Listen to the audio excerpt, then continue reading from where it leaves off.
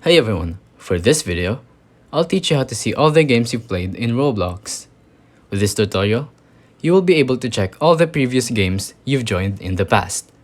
So, open Roblox and let's go to the home page.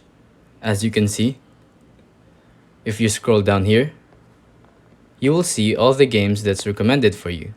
But if you go through the recently played tab, and if you scroll through that, it will show you only a few games that you've played. It doesn't show you the actual amount and which ones you've played.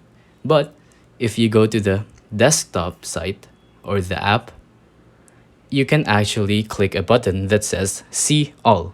And if you tap on that button, then you will be able to see all the games you've played in the past. It's that simple. If you think this video is helpful, please consider liking, subscribing, and hitting the notification bell. If you have any questions, feel free to comment down below.